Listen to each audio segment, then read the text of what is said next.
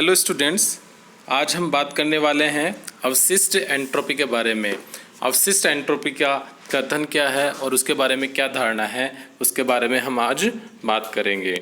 सबसे पहले हमें पता है कि जो ऊष्मागतिकी का तृतीय नियम है, यह उन पदार्थों के लिए लागू होता है जिनका परम ताप पर पूर्णतः उपस्थित व्यवस्थित विन्यास होता है। मतलब वो पदार्थ पूर्णतः शुद्ध होना चाहिए, उसकी क्रिस्टल में किसी भी तरह की कोई अशुद्धि नहीं होना चाहिए।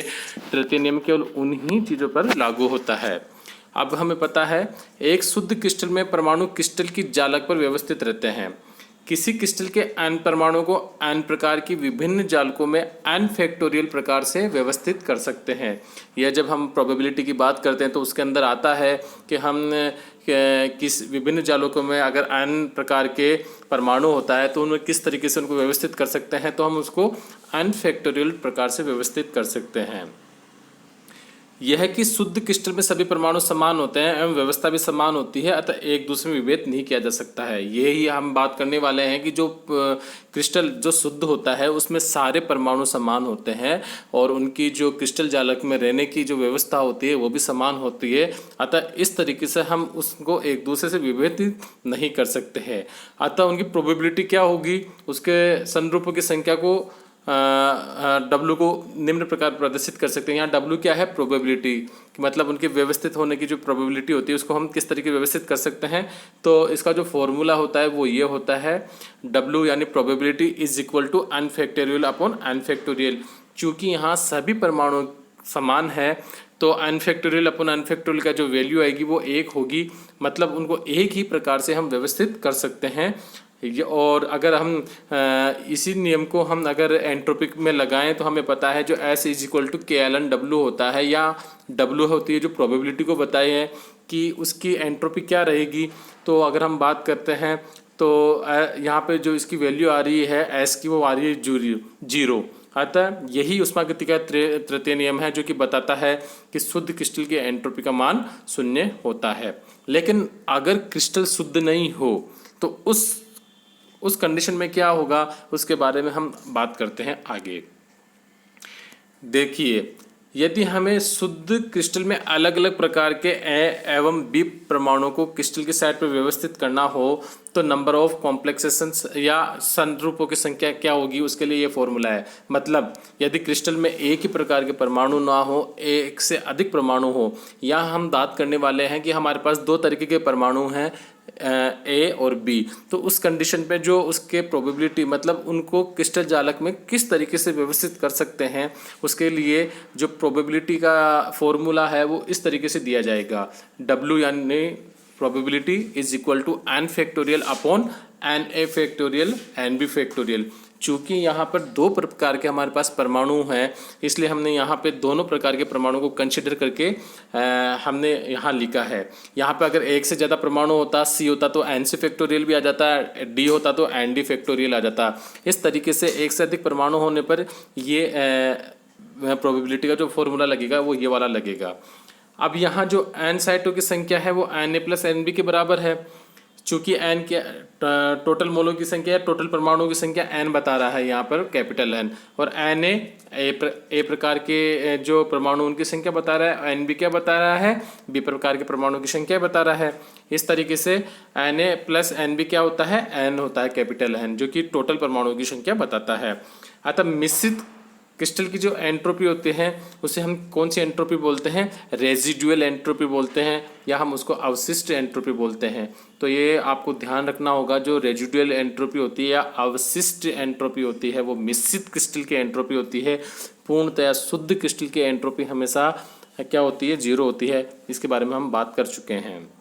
अब देखिए, जो रेजिडुअल एंट्रोपी होती है उसके लिए जो फॉर्मूला होता है वो क्या होता है, उसके लिए हम फॉर्मूला लेते हैं एस रेजिडुअल के एल एन डब्ल्यू, और W की जगह हम क्या लिख देंगे, क्योंकि W की वैल्यू ये है या W का फॉर्मूला ये है, तो W की जगह हम लिख देंगे n factorial upon n a factorial n b factorial.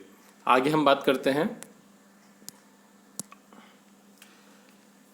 देखिए, यदि n का मान बहुत अधिक हो, मतलब अगर परमाणु की संख्या जो कि n है बहुत अधिक हो, तो समीकरण x का हल स्टर्लिंग सन्निकटन इक्वेशन के द्वारा दे सकते हैं। ये एक तरह की इक्वेशन है, मैथमेटिक्स है, इसको अपने को ध्यान रखना होगा कि उसके लिए क्या होता है। उसके लिए जो ये स्टर्लिंग सन्निकटन इक्वेशन होती है उसको इस तरीके से दिया जाता है, ln n factorial is equal to n ln n minus n।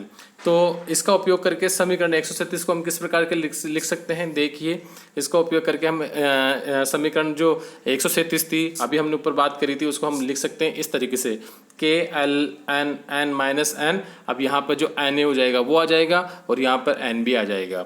और अब इक्वेशन को अगर हम खोलते हैं तो ये देखिए, उस कंडीशन में ये इक्वेशन बन जाएगी, ये वाली।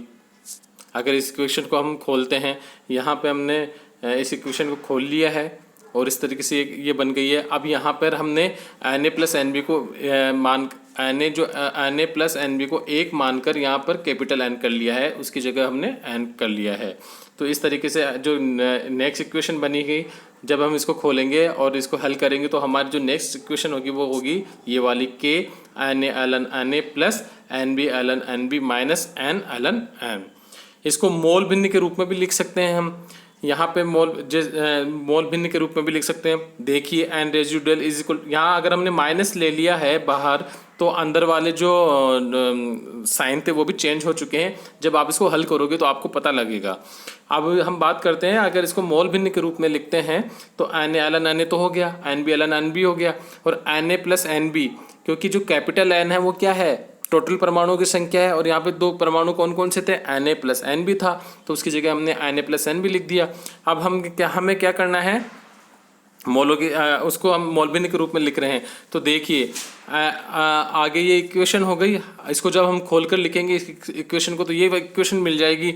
अब हमने यहाँ पे कॉमन ले लिया Na और इस इक्वेशन को इस तरीके से लिख दिया है। अब हम क्या करेंगे, दोनों तरफ हमें पता है कि इसका भाग लगाने पे, टोटल परमाणु के भाग लगाने पे क्या मिल जाएगा, हमें मोल भिन्न मिल जाएगा। तो उस कंडीशन में हमारे पास जो नेक्स्ट इक्वेशन बनेगी वो बनकर आती है ये वाली इक्वेशन बनकर आएगी अपने पास Na upon n ln Na upon n plus Nb upon n ln Nb upon n। यदि A की मोल भिन्न x है वह B की मोल भिन्न x भी हो तो Na equal to x n लिख सकते हैं तथा Nb इक्वल टू x भी n लिख सकते हैं। तो देखिए, यदि यहाँ पर देखिए Na अपॉन n क्या हो जाएगी, Na के परमाणु की संख्या अपॉन टोटल परमाणु की संख्या, तो ये हो जाएगी A की मोल भिन्न, जिसको हम कर सकते हैं x से। और इसी तरह Nb क्या है, B के परमाणु की संख्या अपॉन n टोटल परमाणु की संख्या, तो वो क्या हो जाएगा, x भी हो जाएगा। तो जो इक्वेशन हमने वो लिखी वो कौन 138 वो इक्वेशन बन जाएगी, ये वाली इक्वेशन बन जाएगी। अब ये देखिए, चूंकि किसी भिन्न के लघुगणक का मान ऋणात्मक होता है अतः कोष्टक की राशि का मान ऋणात्मक होगा, और कोष्टक के बाहर वैसे ऋणात्मक चिन्ह है, हमने देखा था कि कोष्टक के बाहर ऋणात्मक चिन्ह है, अतः एंट्रोपी का कुल मान क्या हो जाएगा, धनात्मक हो जाएगा।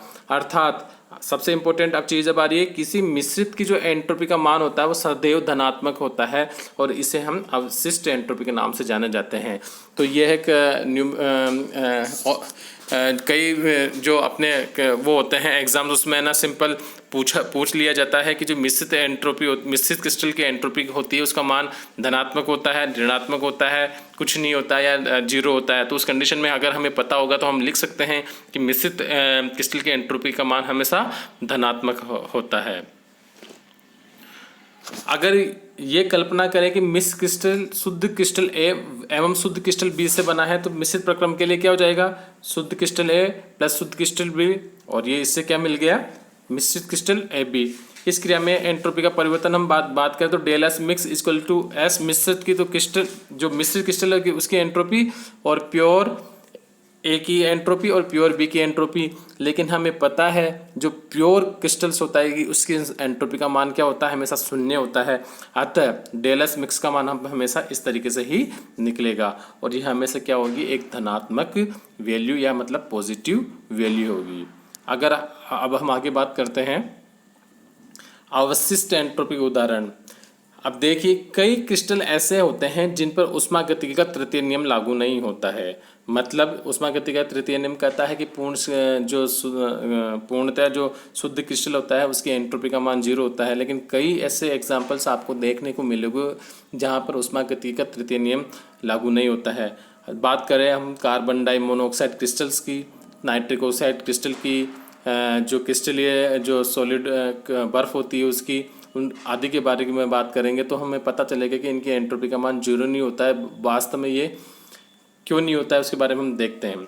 ये पदार्थ रासायनिक दृष्टिकोण से शुद्ध स्तर में है, लेकिन परम शून्य ताप पर इनकी एंट्रोपी का मान 0 नहीं है, अर्थात ये पूर्णतः व्यवस्थित विन्यास की शर्तों को पूरा नहीं करते हैं, जो कि सबसे फर्स्ट और सबसे स्ट्रॉन्ग कंडीशन है ऊष्मागतिकी के तृतीय नियम के लिए।